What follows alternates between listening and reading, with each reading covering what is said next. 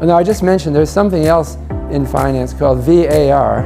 Actually, I have on this slide that it means two things. It means variance and it means value at risk. But actually there's a third one, that's vector autoregressive, but I was just thinking that it can be confusing. So the variance of a portfolio we've defined is a measure of its variability. In finance, some people use VAR for value at risk. And this term is relatively new. It didn't appear until after the stock market crash of 1987. And so it's a measure used by some finance people to quantify risk of an investment or of a portfolio. And it's quoted in units of dollars for a given probability and time horizon. So for example, if it says there's a 1% 1 year value at risk of 10 million, it means that there's a 1% chance that the portfolio will lose 10 million in 1 year. And then there's another measure of risk that's become popular in recent years, especially after the financial crisis of 2007 through 9.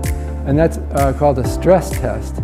Now the term stress test goes back to the 1960s or so, and it refers to something that your doctor would order if he was worried about your heart. And he would have you get on a treadmill in a medical facility and run, and they have an electrocardiogram hooked up to you, and they check out your heart while you're under stress, the stress of running. But now the term has moved into finance.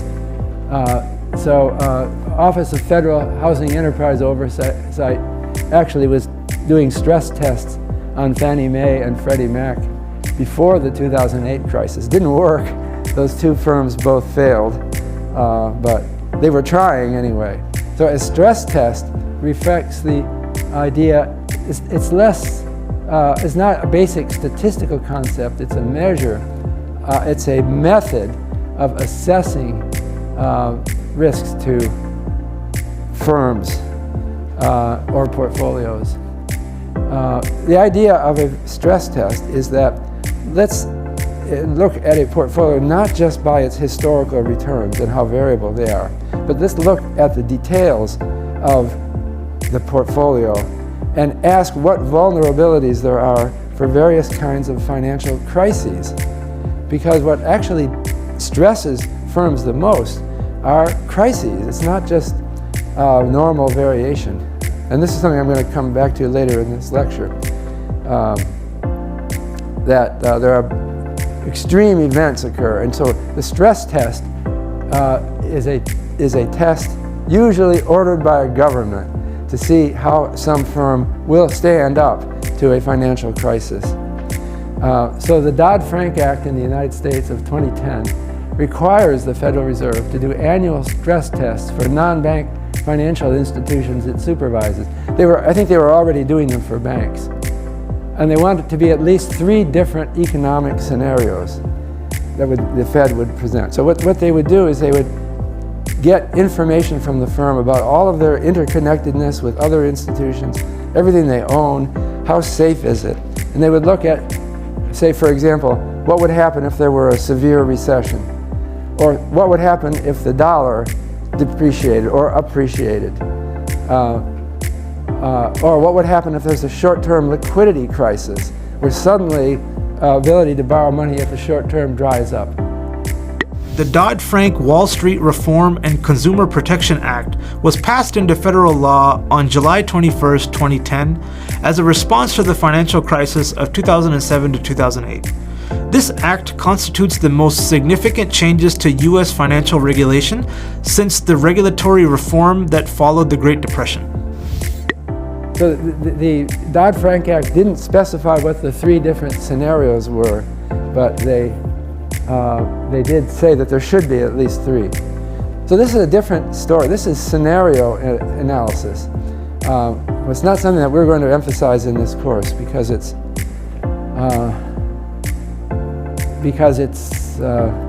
more institutional details that get into the calculation.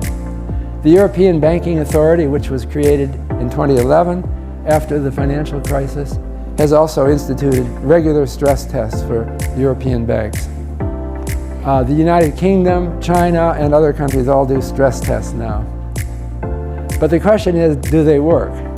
Well, there's a growing amount of skepticism that they can really measure what will happen in the next crisis. So Anat Admati is a professor at Stanford who's been arguing it's all garbage.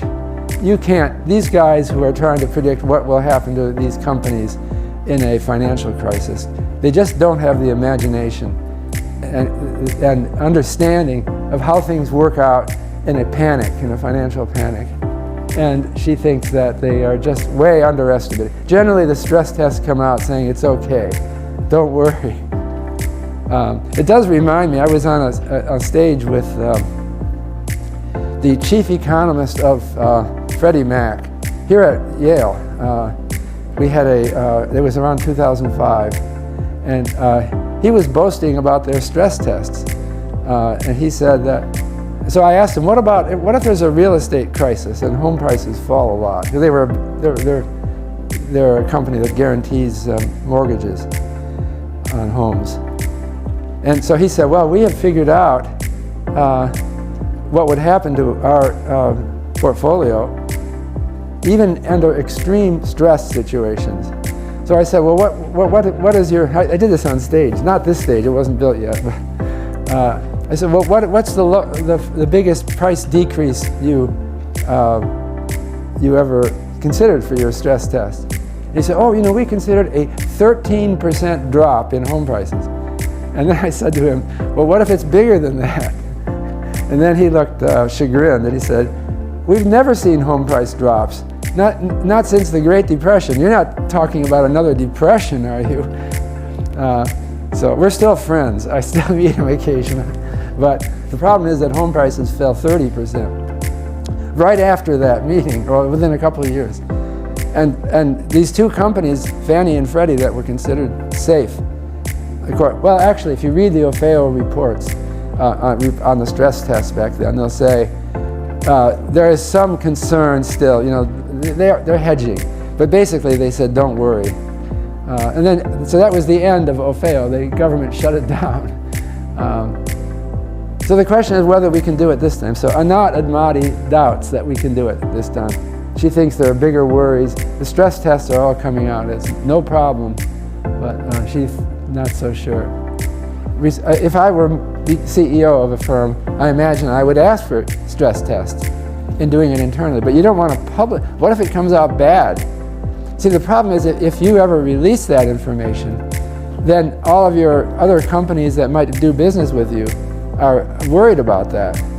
And so they wouldn't want to do business with you. So it's like your reputation is at stake. So if the government demands that you reveal information for a stress test, you have every incentive to try to whitewash it. So the question is whether the regulators have enough incentive to demand and push. The Dodd-Frank Act gave regulators, the Office of Financial Research, subpoena power, so they can go in there and demand information from firms. But it's hard to get it, I think. In the real world, it's a battle. They don't want to tell you.